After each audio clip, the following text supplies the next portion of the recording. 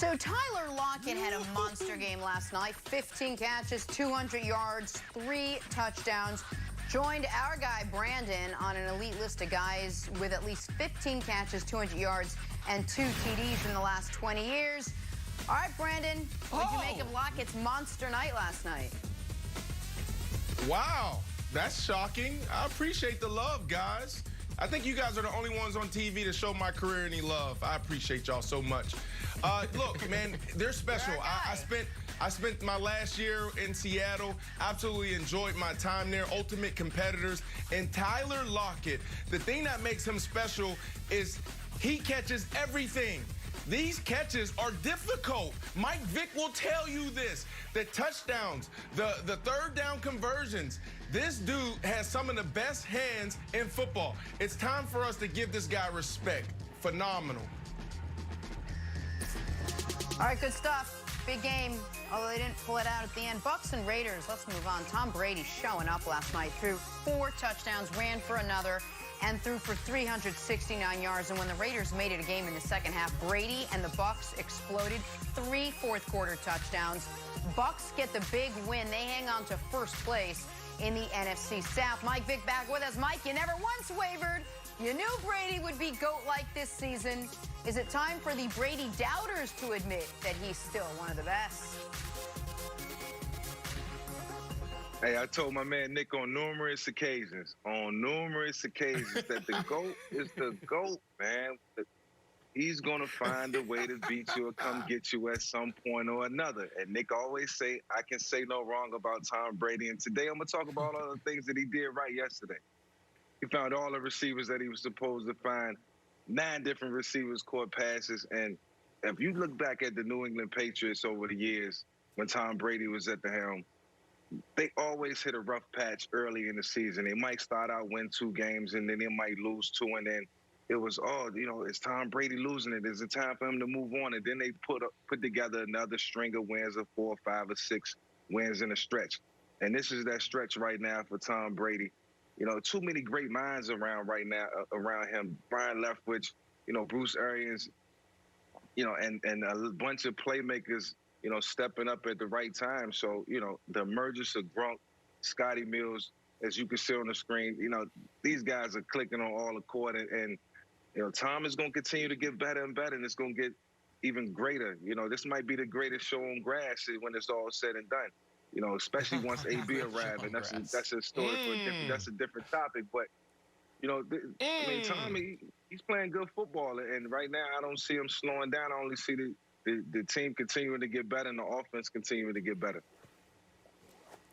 All right, so let me answer this question.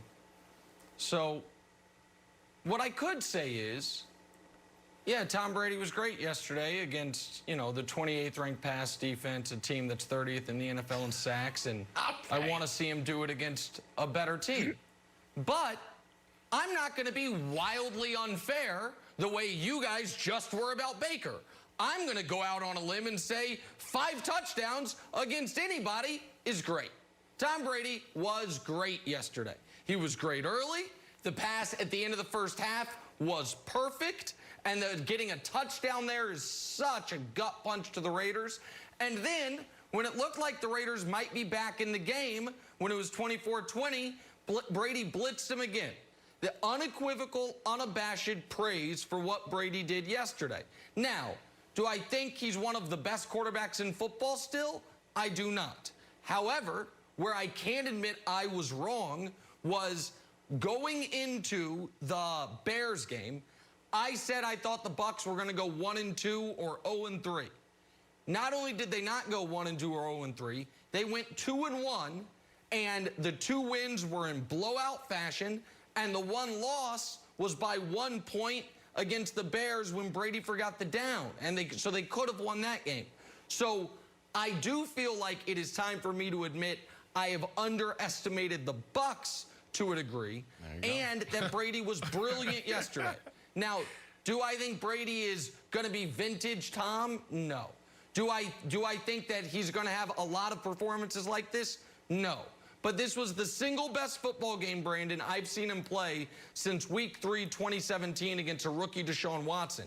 So I have to give him credit for that, because he was spectacular yesterday. Anyone could see that. This is one of the most unbelievable things I've ever seen on television. You stand on the table for Baker Mayfield, who's inconsistent in 3 years. We don't know who this guy is. Is he the man? Is he the face of the franchise, or is he a bust? And then you have Tom Brady, who for 20 years have won at an alarming rate, who is the GOAT, who won 6 Super Bowls. He's on to his 7th.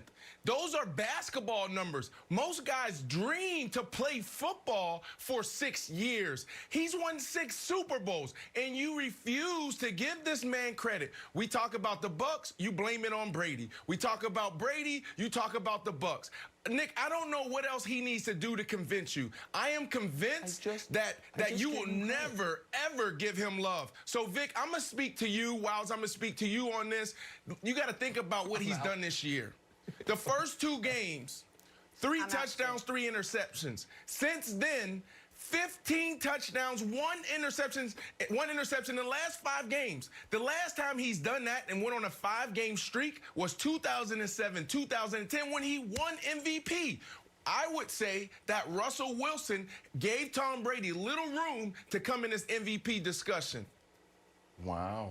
Okay, I don't think that's a bad take, Brandon. I mean, if the Bucks keep on playing like this, but if he does win MVP, he should chop it up and give it to his offensive lineman, because his offensive line is playing lights out. He had 0 sacks yesterday. He got hit once. Over 7 games, he's only been sacked 8 times. And look, they're leading the league here, tied with the Colts. And we know that Bruce Arians likes to wear Kangol hats and treat his quarterbacks like a demolition derby, but he's really protecting them now, and he's still wearing his Kangol hats. And when he's getting protection, good things happen. Gronk and Brady back at it. So, Mike, I don't see Tom Brady slowing down if that offensive line keeps him protected. But we know the way to beat Tom Brady is knock him around a little bit. He's 43 years old. He's probably the fragilest quarterback in the league. But if the offensive line keeps him protected, I think sky's the limit. Right now, you just can't get to Tom. You can't get to him. The ball is coming out, and he got weapons all across the field now, and everybody's being used correctly. So between Godwin and Mills and Gronk, they pretty much won that game yesterday. Mike Evans, I think, only had maybe 1 or 2 catches. So, you know, when you look at it overall, you know, the ball distribution was amazing yesterday.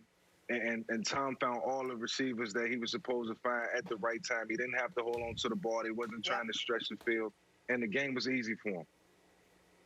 Well, he'll have one more target coming up next week. The Bucks making a splash before the game this weekend when they signed Antonio Brown to a 1-year deal. AB reunited with his old buddy Tom Brady. Mike, you were already high on Brady before they got AB. How much better does this now make the team? It's not only going to make the team better, but it's going to make the whole entire group of receivers better. When guys see AB come into that locker room, you know what? Everybody feel like they got to up the ante. They got to put in more work. They're going to have to, you know, fight for catches and compete with one another. And that's what you want. I think that Tom Brady and the Tampa Bay Buccaneers made this move on purpose. You know, it was a good move, too. I mean, it made them so much better on the offensive side of the ball, but it created a competitive edge. So now, you know, guys are getting dinged up, guys are getting hurt. They're going to work extremely hard to get back on the field because Tom is holding everybody accountable. And, you know, what AB is going to bring is a different type of energy. He's going to bring that competitive nature, and he's still one of the top receivers in the game. And you know, used the right way, you know, he's going to be put in positions where he can help this offense excel and move forward at an easier rate. So, you know, this is a great signing by the Tampa Bay Buccaneers, and certainly propelled them and put them in a position where they can compete for the Super Bowl now. So I want to give Brady credit, and then I want to ask Brandon a question, because Brady, you guys say I give him credit for nothing. I call him the undisputed GOAT of the entire NFL, but he's learning from a different undisputed GOAT, LeBron James, putting his old GM hat on, saying, hey, I can play for you. I can also organize your roster for you. Bruce Arians back in March. Not going to happen. No room. Not a fit here. I know him. Not a fit in our locker room. That was on Antonio Brown. Bruce Arians yesterday. Oh, we love him. I told Brady had nothing to do with that. Okay, no problem. Sure. But here's my question to you, Brandon Marshall. because Mike mentioned an interesting name a few minutes ago, Mike Evans. Mike Evans had 2 catches on 2 targets yesterday. Mike Evans going into this year, you and I talked about him as one of the most underrated receivers in the entire league. He is on pace for, aside from his rookie season, his fewest yards, catches, targets. How does this sit with Mike Evans in the locker room when he sees Scotty Miller all of a sudden is one of Brady's favorite targets? We know Gronk is one of his favorite targets, especially as of late. And now AB, who he pined for last year, is back with Tom Brady. How do you think this landed with Mike Evans?